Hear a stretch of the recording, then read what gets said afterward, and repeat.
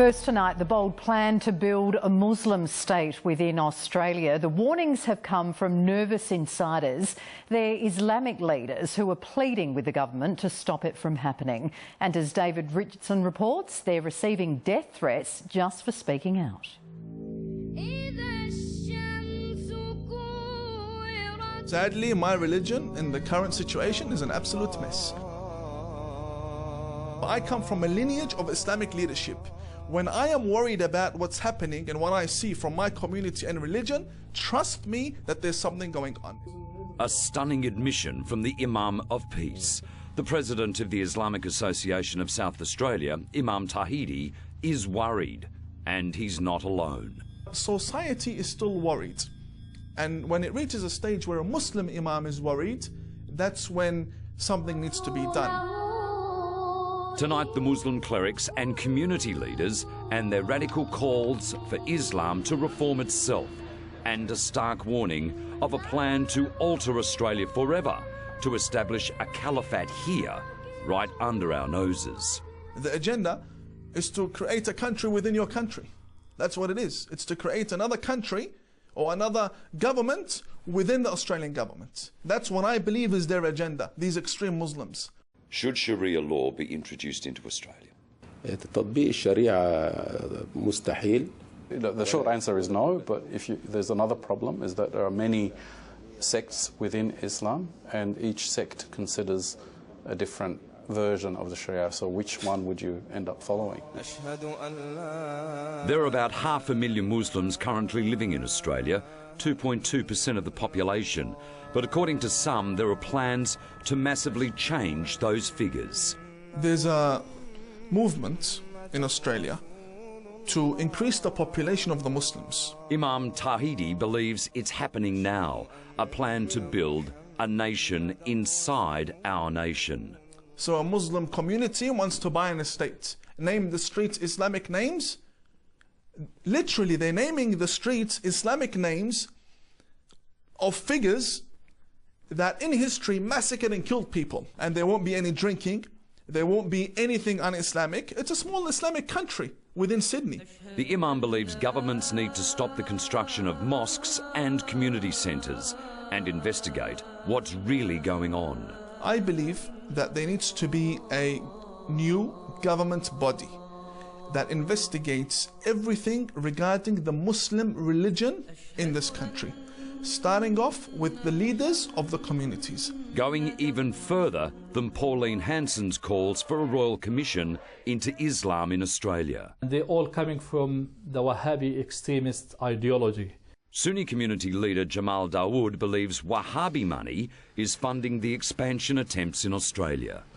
The finance comes from a wide range of sources. Mainly it comes from the Gulf states, mainly Saudi Arabia, Qatar and Kuwait. Jamal Dawood wants the burqa and niqab banned from this country. We are urging authorities to take actions, and we want authorities to take actions, serious actions, not only banning niqab and burqa. He's no stranger to controversy or attack, often threatened, even assaulted for his moderate views. Hello, police! Oh, police! Right on the streets of our biggest city. But Jamal is no longer a lone voice in the wilderness. There is no commandment for the burqa or the hijab to be worn.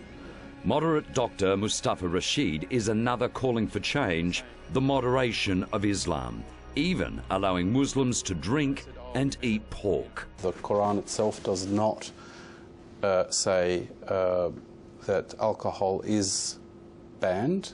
It actually has a verse that talks about do not pray while you are drunk. So in other words, the problem is with being drunk, not the alcohol itself. But this is what happens when Dr. Rashid takes his views around the world. He's physically attacked. هو ده يعني أنا ما تخيلتش إنه يحصل إنه وأنا حاليا في الاتحاد اللي أنا برأت شرط. There's about 700 scholars around the world who agree with him, and they are trying with their own resources. They're not being funded by anybody, but they're trying with their own resources to publish the fact that a lot of the heritage of Islamic heritage is actually false. But for their trouble, all three of these men are now subject to ISIS calls for their executions. That's hardly new to them. I have received so many threats in my life that it's become something normal, to the point that if I don't receive a death threat, I'm surprised. Why didn't I get a death threat today? What happened? They must be busy with something else. They're busy perhaps trying to ban other things. While trying to shut down the debate, Wahhabi preachers are at the same time railing against everything. From Pokemon Go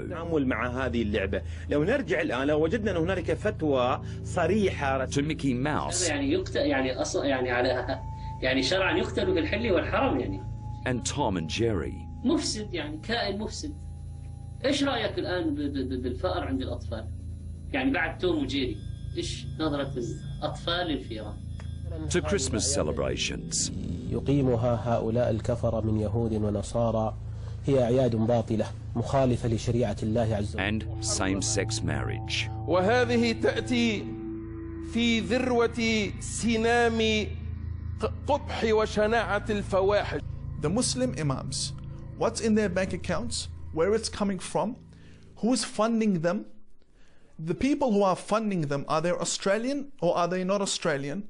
Are there non-Australian government agendas?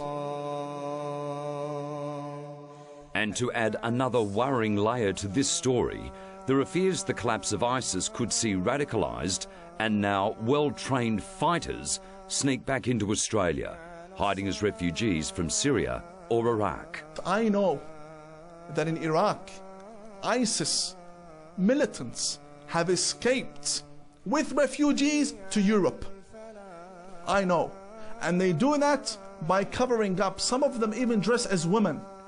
And they flee the country along with the many people who are seeking a better life.